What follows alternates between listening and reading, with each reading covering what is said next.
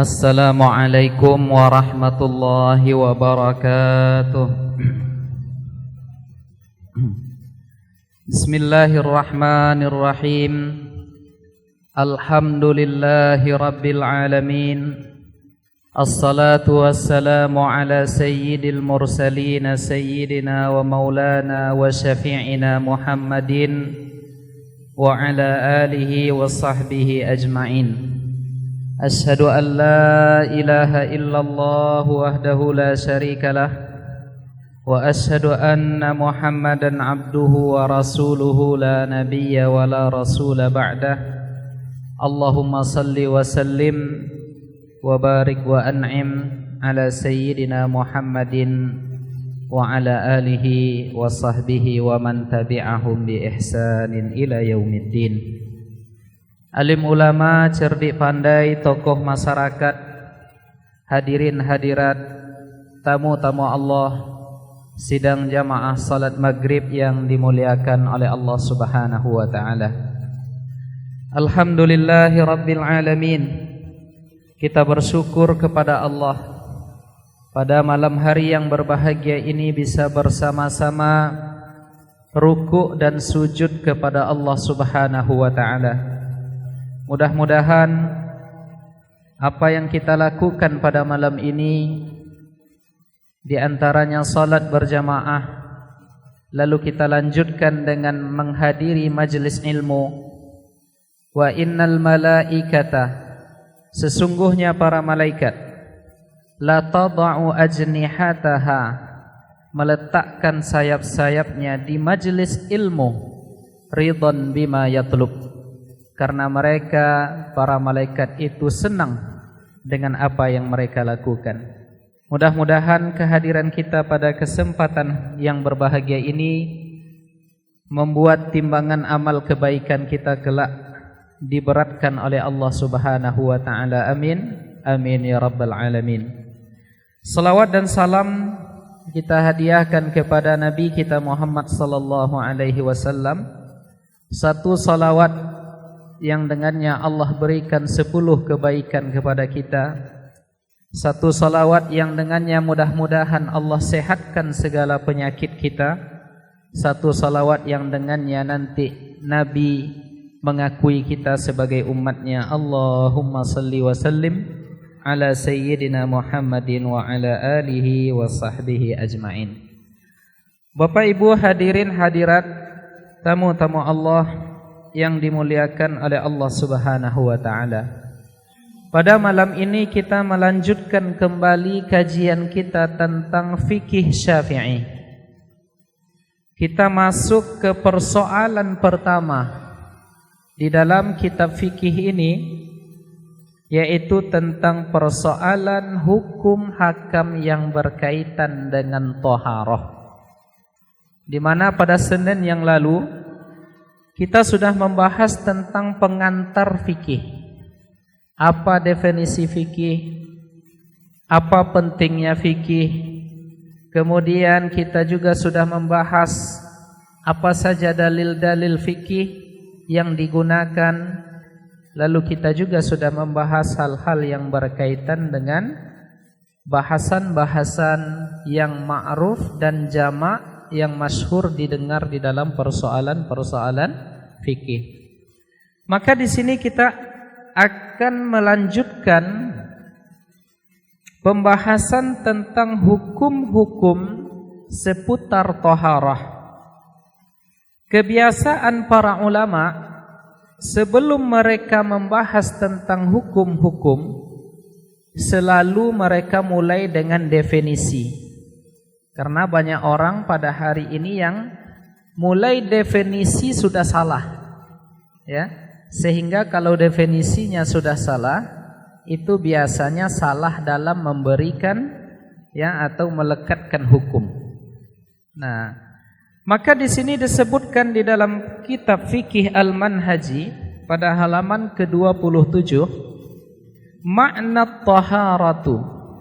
Makna taharati, makna definisi arti dari kata-kata taharah. Jadi kalau selama ini kita mendengar ada istilah fikih taharah, apa sebenarnya makna dari taharah. Nah, disebutkan di sini at-taharatu lughatan.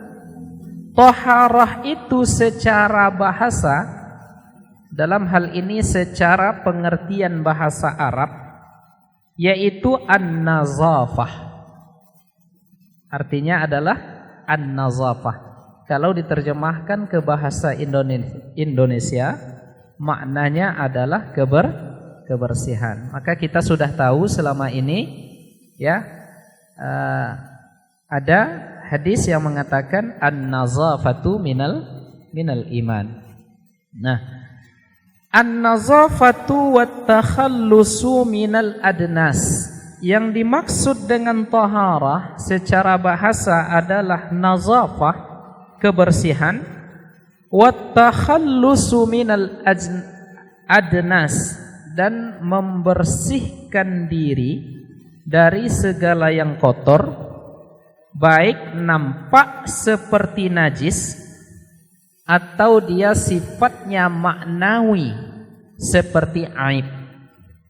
Jadi yang dimaksud dengan taharah itu membersihkan diri dari segala yang kotor, ya, baik yang kotor itu nampak, ya, yang nampak itu seperti najis, ya, kotoran binatang itu kan nampak, ya, kotoran manusia nampak, ya, yang terlihat.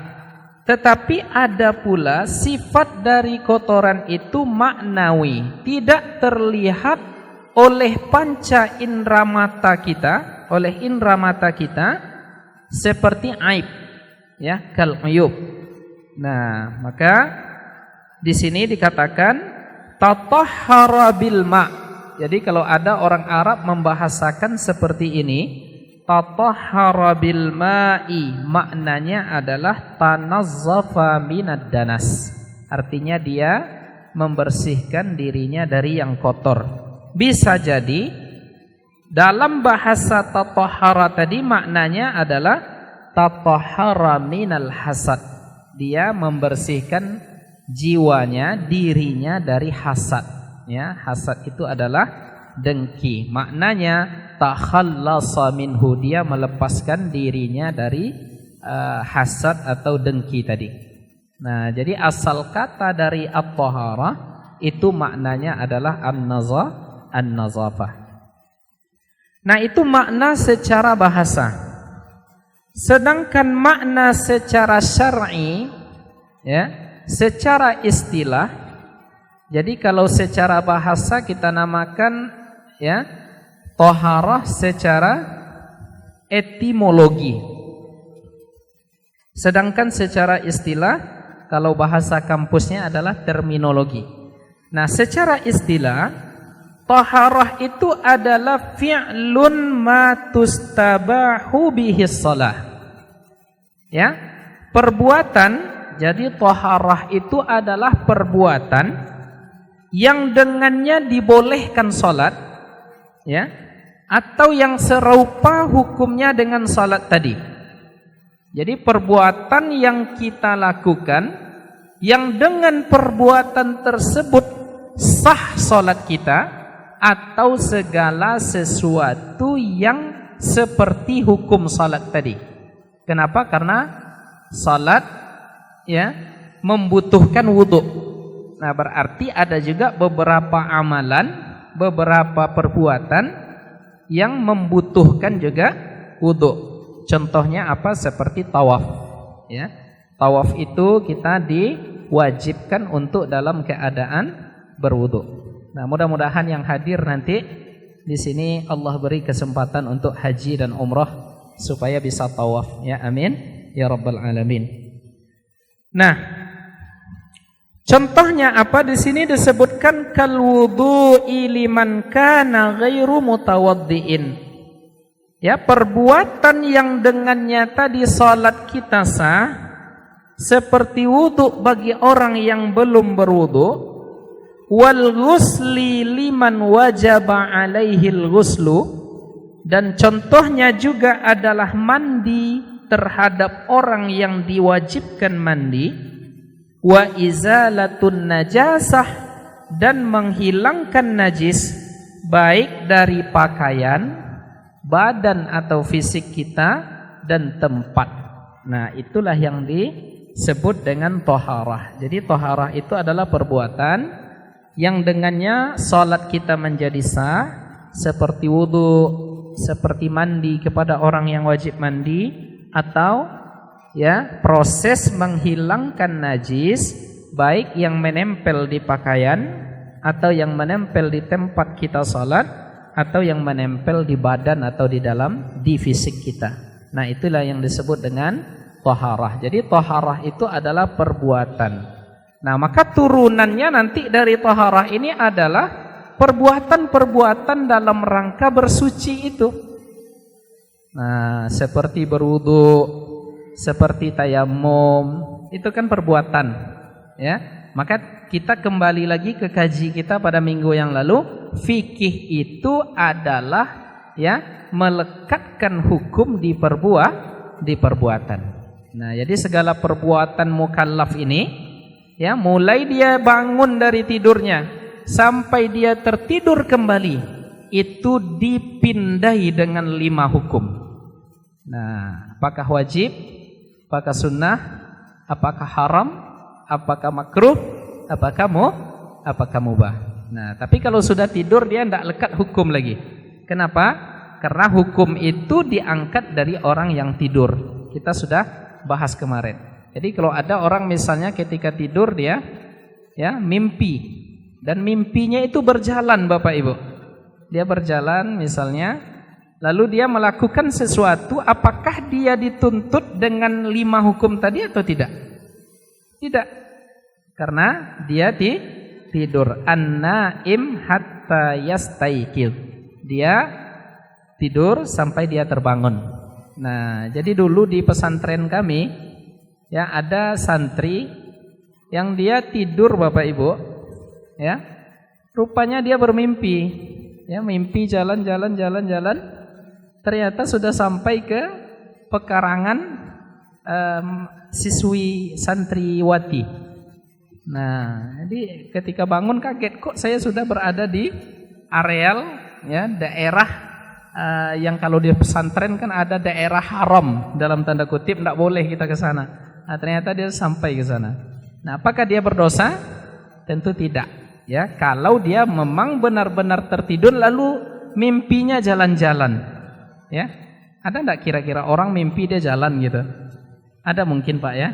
Nah, tapi ya di pesantren saya itu saya tengok dulu memang ada yang seperti itu. Tapi entah serius dia entah enggak gitu. Maksudnya apakah dia sengaja buat-buat itu atau entah benar seperti itu adanya, wallahu alam ya. Tetapi memang ada ya kejadiannya pada waktu itu. Nah, jadi itu semuanya perbuatan. Nah, maka di sini sebelum kita masuk ke persoalan hukum hakam yang berkaitan dengan fikih taharah, terlebih dahulu kita ingin lihat seperti apa perhatian Islam terhadap kebersihan. Kan sekarang kita di era new normal itu disarankan untuk selalu mencuci tangan. Ya, ketika bersin kita disarankan untuk menutup wajah. Ketika kita menguap disarankan untuk ya menutup mulut kita dan lain sebagainya, anjuran-anjuran kesehatan. Tetapi ternyata Bapak Ibu yang dimuliakan oleh Allah, di dalam Islam sebelum datang anjuran-anjuran dari dokter itu, dari orang-orang yang bergelut di dunia kesehatan itu, ternyata Islam sudah lebih dulu ya berbicara tentang bagaimana konsep menjaga kesehatan. Nah, apa itu? Nah, di sini kita akan inventarisir satu persatu. Yang pertama apa? Al-amru bil wudu'i li ajli salati kullu yaumin iddata marratin. Nah, jadi ini bentuk perhatian Islam terhadap kebersihan. Islam sudah memerintahkan kita berwudu untuk melaksanakan salat ya setiap harinya beberapa kali. Yang wajib adalah lima kali. Itu belum ditambah lagi dengan misalnya sebelum subuh dia sudah bangun, berwudu dia, ya lalu dia salat tahajud, lalu salat subuh, lalu setelah subuh ya sekitar 60 menit 50 menit setelah subuh ya terbitlah fajar. Kalau dia misalnya masih di masjid, dia salat 2 rakaat salat syuruk ya, atau dia sudah di rumah, dia sudah boleh melaksanakan salat duha, berwudu lagi ya. Tidak beberapa jam setelah itu, nanti 4-5 jam setelah itu datang lagi waktu zuhur, berwudu lagi ya. 3 jam setelah itu datang lagi waktu asar, 2 jam setelah itu datang lagi waktu maghrib ya. Tak sampai sejam setelah itu datang pula lagi salat isya. Nah, dan disunnahkan pula sebelum tidur kita berwudu. Nah, maka hadirin hadirat sekalian yang dimuliakan oleh Allah, maka sunnah-sunnah tentang wudu itu mari kita jaga. Ya. Kenapa? Karena selain Islam sangat memperhatikan perintah berwudu, dan ternyata berwudu ini manfaat kesehatannya sungguh luar biasa, dan lebih dari itu sesungguhnya wudu ini bisa menjadi amalan unggulan. Jadi kita ini kan tidak semua jenis ibadah yang maksimal kita kerjakan ya.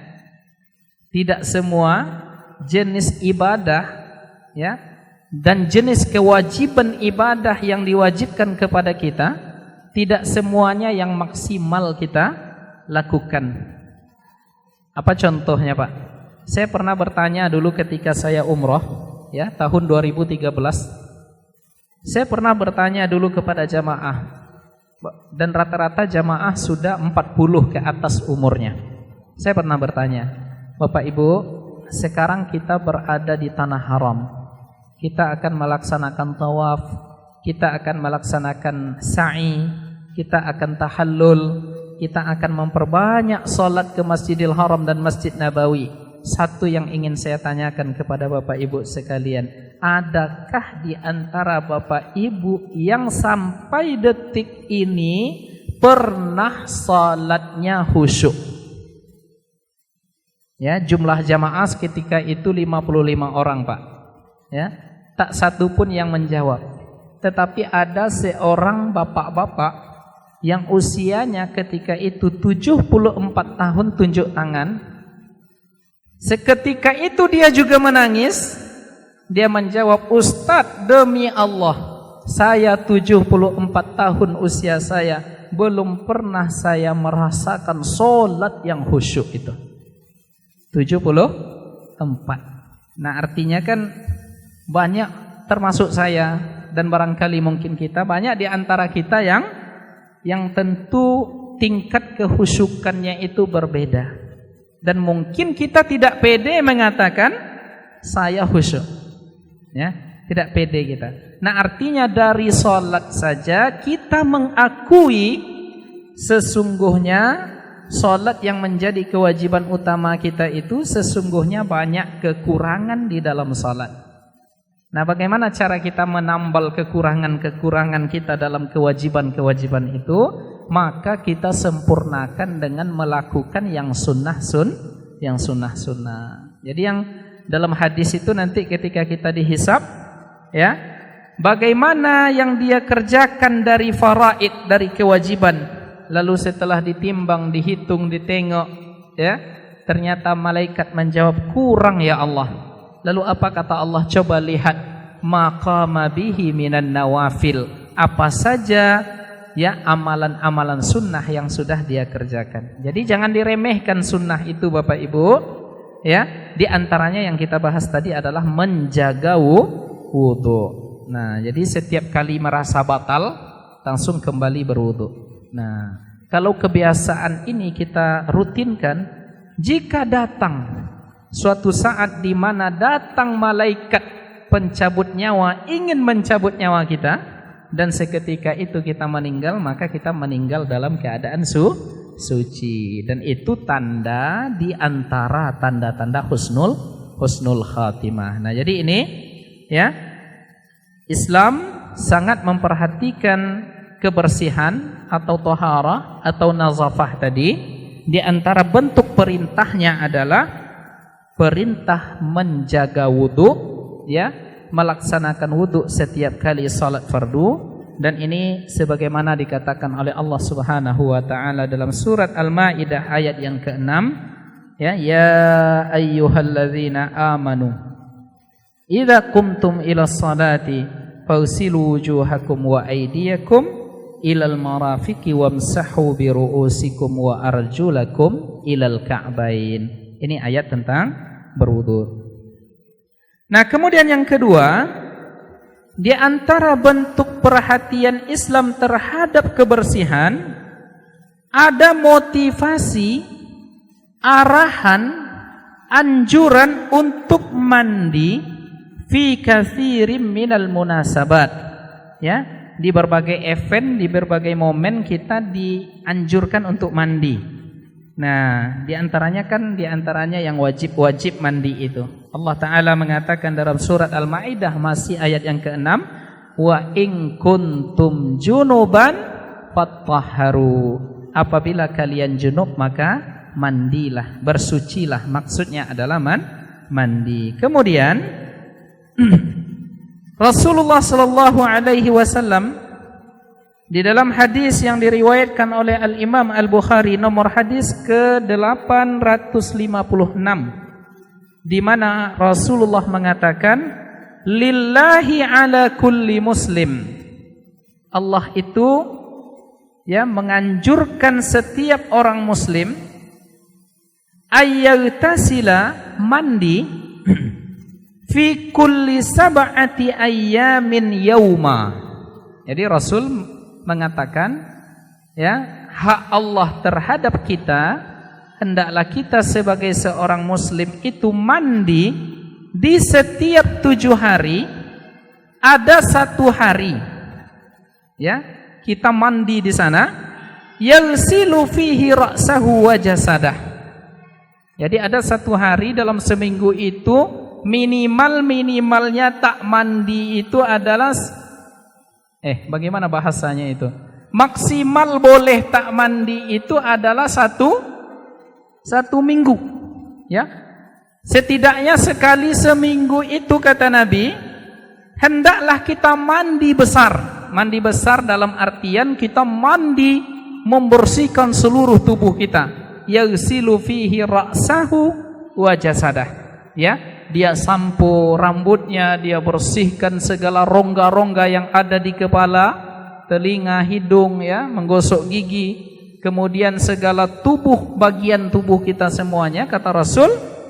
Nah, ini mengindikasikan kepada kita bahwa ternyata kebersihan itu sangat diperhatikan oleh Islam. Ini kan maksimal ini, Pak. Tapi sanggupkah kita di Pekanbaru seminggu tidak mandi? Ada yang tak mandi sekali seminggu mandinya di situ, ya. 2 sehari aja tidak mandi rasanya. Atau jangan-jangan hari ini ada yang tak mandi karena sejak subuh tadi, ya, suasana Pekanbaru ini gerimis, ya, ada yang tak mandi. Mungkin 1 hari tak masalah, ya. 2 hari itu sudah tidak nyaman, apalagi kondisi normalnya kita di Kota Pekanbaru ini, ya, cuaca sekitar 33-35 ke atas. Nah, tentu kita butuh kepada mandi. Nah, artinya hadis ini, ya, dipahami secara kontekstual. Dulu di Arab itu memang mencari air untuk mandi bebas, mandi besar itu sulit, Pak. Dan saya pernah merasakan ini ketika kami dulu kuliah di Mesir. Itu kalau sudah bulan Juni, Juli, Agustus itu saifiyah. Saifiyah itu musim panas. Nah, karena musim panas, ya, kondisi kebutuhan air, ya, setiap rumah tangga ke Sungai Nil itu banyak, sehingga kadang hidupnya berganti-gantian. Nah, jadi masuknya air ke flat kita itu berganti-gantian. Nah, jadi memang saya rasakan ya sulit pula mandi ketika itu, ya karena air dijatah. Apalagi ketika saya dulu di Sudan 2016, itu memang dapat mandi sekali 2 hari itu syukur itu, Pak. Karena itu kan negara yang gersang sekali. Ya, sumber airnya hanya dari Sungai Nil. Cobalah nanti sesekali adik-adik kita ini datang di musim panas ke negeri-negeri Arab itu, terasa sekali gersangnya. Saya juga pernah dulu ke Jordan tahun 2017 di puncak musim panas. Itu ternyata airnya disuling dari air laut. Jadi ada teman saya ketika mandi badannya langsung gatal-gatal. Jadi sulit air di sana. Nah, kalau kita di Indonesia ini sekali hujan banjir, ya. Jadi kita bersyukur nih Bapak Ibu, ya. Kita bersyukur kepada Allah ketika turun hujan itu, jangan dicela hujan itu turun.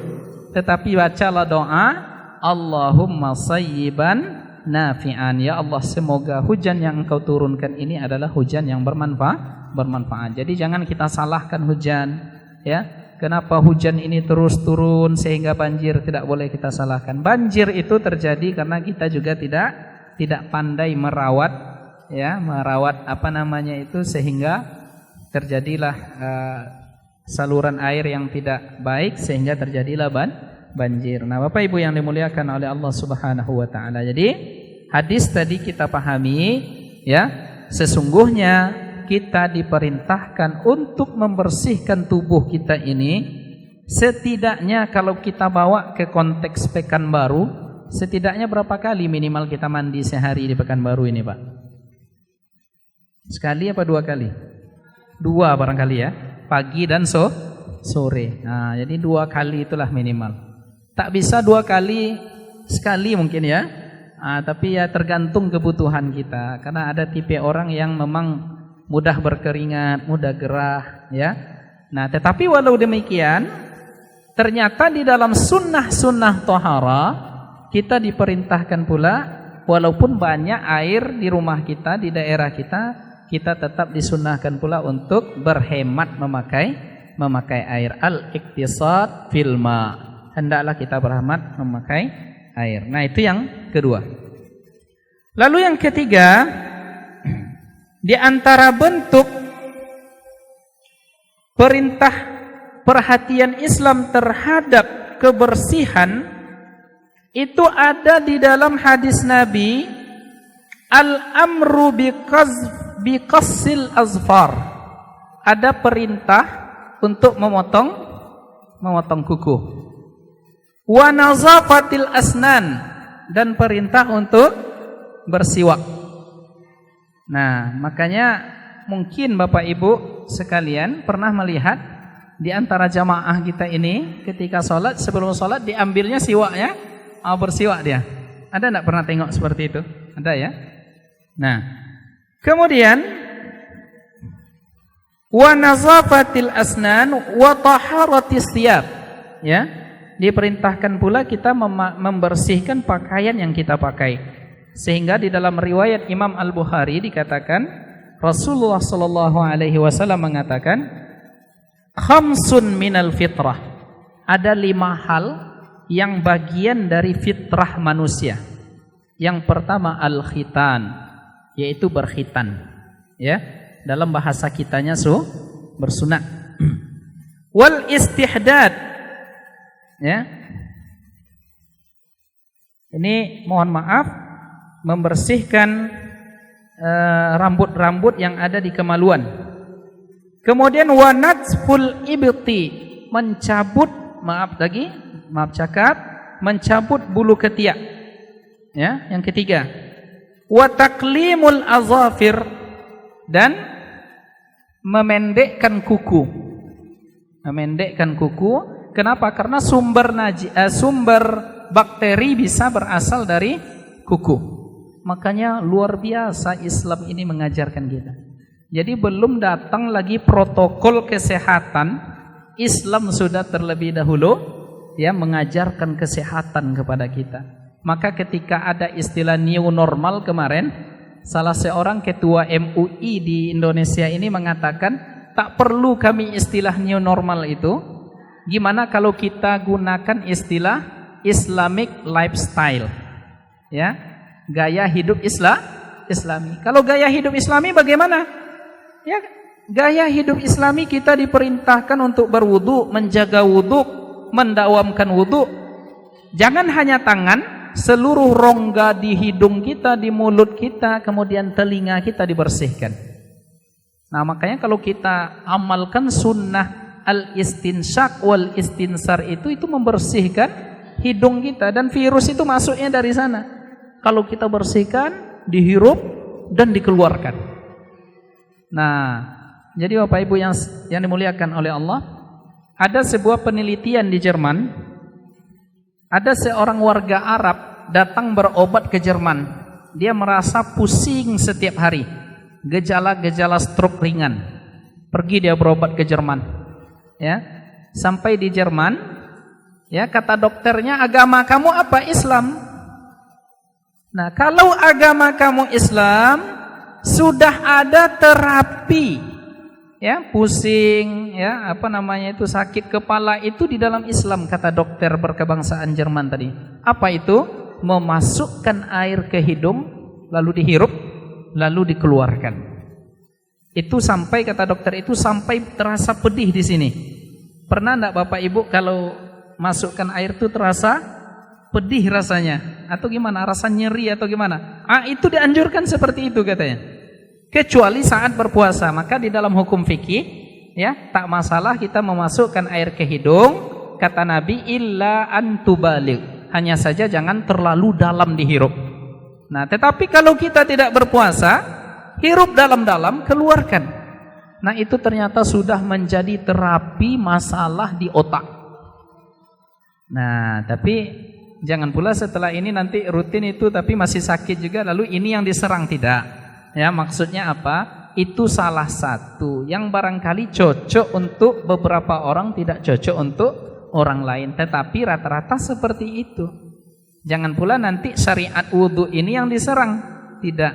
Ya, tapi memang ada beberapa penelitian yang mengindikasikan seperti itu. Penelitian itu kan Bapak Ibu hanya mengambil sampel, ya, sebagian besar. Bisa jadi oleh sebagian orang tidak bisa. Ya, dengan cara itu mungkin ada cara yang lain, tetapi setidaknya ini menjadi dalil muayyid, dalil penguat betapa di dalam ajaran-ajaran syariat ini, ya, ada konsep-konsep kesehatan yang luar biasa. Nah, kemudian yang terakhir di dalam riwayat Imam Bukhari pada nomor hadis 5550, itu yang terakhir katanya adalah waqassus syarib, disunnahkan kita untuk menggunting, ya, kumis. Maka jenggot dibiarkan tumbuh, ya, dibiarkan tumbuh jenggot kita. Ya, itu bagian dari sunnah. Bagaimana kalau dipotong, dirapikan Ustaz? Nanti kita kaji. Ya, nanti ada persoalan-persoalan, ya, turunan dari persoalan masalah menjaga jenggot itu. Nah, Bapak Ibu yang dimuliakan oleh Allah Subhanahu wa taala, dalam persoalan siwak, Nabi sendiri mengatakan di dalam riwayat Imam Al-Bukhari nomor hadis 847, Rasul mengatakan, laula an asyqa ala ummati la amartuhum bisiwaki 'inda kulli salatin. Kalaulah tidak memberatkan umatku, sungguh aku akan memerintahkan mereka untuk bersiwak setiap kali akan salat. Nah, jadi kalaulah 5 kali sehari kita masukkan air ke hidung, kita cuci muka kita, kita cuci tangan kita bersiwak sebelum itu, maka kira-kira kita ini bersih apa tidak Bapak Ibu? Tentu lebih bersih dari sekedar mencuci tangan. Nah, maka mulai hari ini ketika datang protokol kesehatan menyuruh kita untuk sering-sering cuci tangan, nah, kita sempurnakan cuci tangan kita itu dengan berwudu jikalau memungkinkan. Nah, Bapak Ibu yang dimuliakan oleh Allah Subhanahu wa taala. Nah, kemudian banyak dalil-dalil dari Al-Qur'an yang bercerita tentang konsep kesehatan di dalam Islam. Allah Ta'ala menyatakan di dalam surat Al-Muddathir, wa thiyabaka fatahhir, hendaklah bajumu, pakaianmu dibersihkan. Nah, kemudian Nabi Muhammad sallallahu alaihi wasallam pernah berkata kepada sekalian sahabatnya, innakum qadimuna ala ikhwanikum, wahai sahabatku, kalian nanti akan bertemu dengan saudara-saudara kalian. Fa aslihu rihalakum, tolong perbaiki penampilan, ya. Tidak mesti harus mewah, tetapi sederhana saja dan nyaman mata memandangnya. Jadi kata Rasul, fa aslihu rihalakum wa aslihu libasakum, hendaklah kalian memperbaiki, ya, berpenampilan yang bagus. Nah, kenapa? Hatta takunu ka'annakum samatun finnas, sampai nanti ketika kalian berkumpul di tengah orang ramai, kalian ini terhormat, kalian ini dihargai, ya. Fa innallaha la yuhibbul fuhsya walat tafahhusha. Nah, sesungguhnya di sini Nabi mengatakan Allah tidak suka al-fuhsya wat tafahhusha. Maksudnya di sini adalah al-fuhsya itu Allah tidak menyukai, ya, al-qabihu minal qawli awil fi'li, ya, ucapan yang buruk, perbuatan yang tidak baik. Jadi berpenampilan menarik, bertutur yang sopan, itu adalah sunnah Nabi. Maaf cakap, banyak orang yang pada hari ini, maaf cakap, ya, sunnah di wajahnya itu hanya jenggot. Kita apresiasi, bagus, lanjutkan, mantap, hebat, tetapi dia jarang tersenyum ketika bertemu dengan saudaranya. Nah, ini kan mengamalkan sunnah, meninggalkan sunnah yang lain. Jadi sunnah di wajah ini bukan hanya jenggot, tetapi walau antalqa akhaka biwajhin talik, walaupun engkau berjumpa dengan saudaramu, hendaklah engkau berjumpa dengan wajah yang segar, dengan wajah yang senyum. Ini hendak ditengoknya orang tak berjenggot, tak mau dia senyum lagi. Ada orang yang seperti itu, dinilainya. Maaf ya, kita bukan ingin merendahkan jenggot, tidak, saya juga berjenggot, ya.